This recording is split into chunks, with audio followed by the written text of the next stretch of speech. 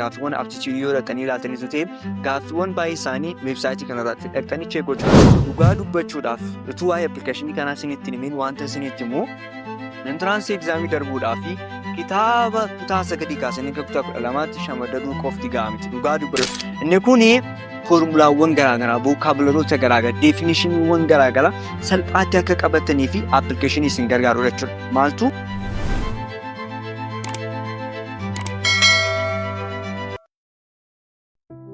jirtu hundi keessanuu nagaa keessanii viidiyoo har'aa keessatti barattoota bara kana qormaata entiraansii egzaamii fudhatanii fi appilikeeshiniiwwan baay'ee murteessoo ta'aniif qormaata entiraansii egzaamii hojjechuudhaaf appilikeeshiniiwwan baay'ee isin gargaaran appilikeeshiniiwwan 5 isiniif qabadee dhufeen jira.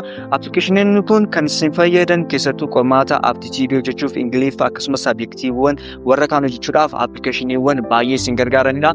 Ispeeshaalii immoo appilikeeshinoota isinitti himu keessaa appilikeeshinii inni Afuraffaa fi Shanaffaraatti isinitti himu appilikeeshinii baay'ee murteessaa keessattuu qormaata entiraansii egzaamii akkan darbuu fi gahee olaanaa fi gahee guddaa kan taphatanidha personaalii jechuudha. So appilikeeshiniiwwan kana akkamitti akka itti fayyadamtan diiteelii waan isinitti agarsiisu haga xumuraatti na wajjin tura. YouTube chaanaalii kanaaf namoonni haaraa taatan immoo please YouTube chaanaalii kana subscribe godhaa. Viidiyoon kun immoo barattoota baay'ee bira akka ga'uuf viidiyoo kana like gochuun jalqabaa haga xumuraatti na wajjin tura. Appilikeeshiniin inni jalqabaa India Bugs kan jedhamu yoo ta'u appilikeeshiniin kun bifa weebsaayitiin jira bifa appilikeeshiniitii jira. Appilikeeshiniin kun kan inni isin gargaaru qormaata aptituudii hojjechuudhaaf yoo ta'u gaaffiiwwan aptituudii kumootatti lakkaa'aman of keessatti qabatee jira jechuudha. Appilikeeshiniin kun firiidha. Gaaffiiwwan aptituudii baay'ee isaa irraa shaakaluu dandeessu. Entiraansii egzaamii irratti gaaffiiwwan aptituudii dhufan hundumaa indiabex.com irraa argachuu dandeessu. Kana jechuun arithmetikiin jira, data interpretationiin jira, logical reasoning jira, analogiin jira jechuudha. Gaaffiiwwan baay'ee isaa of keessatti qabatee jira jechuudha. Even mucaan tokko gaafa dubbatu keessatti qabxii saabjektiiwwan hunda keessa qabxii guddaa kan itti fide aptituudii tirenna. Aptituudii akka hojjettuu fi appilikeeshinii si gargaaru weebsaayitii si gargaare kamina jedhamee yeroo gaafatamu keessatti wanta inni rikoomende yoo jiraate indiabex.dha jechuudha. Gaaffii kumootatti lakkaa'aman of keessatti qabatee jira. So indiabex.com jedhaati weebsaayitii sarchii godha akkasumas appilikeeshinii irra jira. Gaaffiiwwan baay'ee achirraa shaakaltanii ta'e entiraansii egzaamii hojjechuu salphaatti dandeessu jechuudha. Inni tokkoffaan isa kanadha. Inni lammaffaan immoo exam vedaa jedhama. Exam vedaanii like indiabex wajjin fiichariin isaa kan wal fakkaatu yoo ta'u garuu indiabex irraa kan adda isa godhu gaaffiiwwan baay'ee isaa kan of keessatti qabatee jirudha jechuudha. Kana jechuun sooshaal saayinsiidhaafis naachuraal saayinsiidhaafis akkasumas immoo aptituudii mataa isaa kan of keessatti qabatee jiru. Asirratti icciitii tokko isinitti hima. Gaaffiiwwan entiraansii egzaamii bara 2014 gaaffiiwwan aptituudii yoo dhaqanii ilaaltanii ta'e gaaffiiwwan baay'ee isaanii weebsaayitii kanarratti dhaqanii check gochuu dandeessu yookaan immoo teelegiraamii korreeyuu isiniin ka'a. Innaa exam vedaa irratti kan baay'ee rikoomendeshin godhu gaaffiiwwan Ingiliffaa baay'een achi keessa jiru, giraamarii, vookaabulerii, paaseejii achi keessa jiru akkasumas immoo aptituudii mataasaa baay'ee rikoomendii kan isin godhu yoo aptituudii irrattidha. Gaaffiiwwan baay'ee isaa exam vedaa irra waan jiranuu fi gaaffiiwwan aptituudii hundarra jiran achirra jiran hunda isaanii shaakala. Maaliif entiraansii egzaamiin iyyuu achirraa gaaffiin baay'ee dhufaa jira waan ta'eef. So examveda.com jedhaatu weebsaayitii isaa sarchii godha akkasumas immoo pileestorii irraa argachuu dandeessu jechuudha. Fiichariin isaa bal'aadha. Achi keessaa exam vedaa sirriitti fayyadamuu dandeessu. Inni kan biraa fi inni sadaffaa irratti argamu exam gaalaksiidha.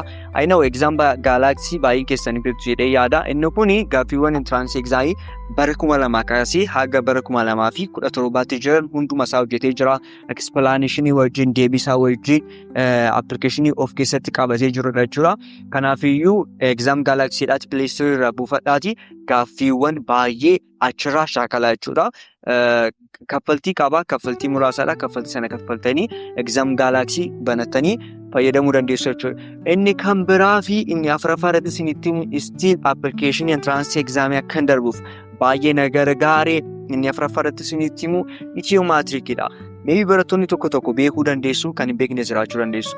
Dhugaa dubbachuudhaaf utuu waa'ee appilikeeshinii kanaa isinitti himin wanta isinitti himu entiraansii egzaamii darbuudhaa fi kitaaba kutaa 9 kaasanii kutaa 12tti shamadaduu qofti ga'amti dhugaa dubbachuudhaaf jechuudha. Maalidharii gaaffiiwwan entiraansii egzaamii hojii baroota darbanii shaakaluun entiraansii egzaamii akka darbitaniif gahee guddaa taphata jechuudha. Fakkeenyaaf barattoonni baay'ee ituma dubbisan osoo qo'atanu kan entiraansii egzaamii kufaniif sababa kanaafidha jechuudha. Maaliif entiraansii egzaamiin akkaataa nuti itti kilaasiitti barannu miti kan inni kana jechuun wanti mataasaa qabachuu yeroo baay'ee qormaan entiraansii egzaamii gaafa isinitti himu conceptually qormaanni entrance exam. So conceptually ta'uusaa kan ittiin bartan immoo gaaffii entrance exam hojjechuudhaan jechuudha. Annaa Itiyoo maatirikii gaaffii bara 2008 kaasee aga bara 2017 gaaffiiwwan entrance exam of keessatti kan qabatee jirudha. Akkasumas maatirikii bara 2007 kaasee aga bara 2010 of keessatti kan qabatee jirudha. Kan namatti toluu fi Itiyoo maatirikii immoo baay'ee kan jaalladhu kutaa 9 unit 1 keessa gaaffii entrance exam gaaffii meeqa akka bu'u kutaa 9 jechuun bara 2017 gaaffii kutaa 9 chapter 1 keessa gaaffii meeqa akka dhufe kutaa 10 keessa gaaffii meeqa akka dhufe inni detailii achirra kan jiru nootii bal'aan jira explanation bal'aa jira jechuudha. Kana gaafa gootan qormaan entrance exam eessatti akka baay'atu illee ni beektu jechuudha. So application ajaa'ibaati application still an fayyadamaa jirudha. Kanaaf iyyuu application ka Play Store irra dhaqanii buustanii achi booda kaffaltii qaba. Kaffaltii qarshii 200 qarshii 250 dha. So kaffaltanii achirratti gaaffiiwwan entrance exam seeraan shaakaluu dandeessu jechuudha. Kanaaf barattoonni Itiyoo maatirikii barannee amma akka banattan recommend isin godhaa jechuudha. Inni kan biraa fi inni baay'ee murteessaan immoo inni shanaffaadhaan immoo Quizletidha. Yeroo ammaa kana keessatti barattoonni baay'een gaafa Telegram irratti naa barreessanii fi barattoota baay'ee irraa argutti subjectiiwwan akka biology, history fi geography jarreen kun conceptidha, theoryidha.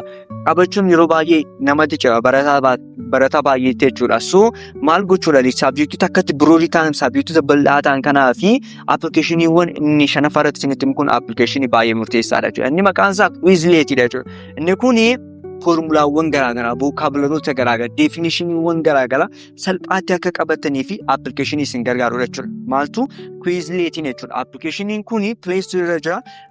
Play Store irratti buufachuu ni dandeessu. Bifa geemiitiin vocabularyota, definitionota garaagaraa salphaatti akka qabatanii fi isin gargaara jechuudha. Applicationiin kun like Anki isiniif hojjedheen ture kanaan dura.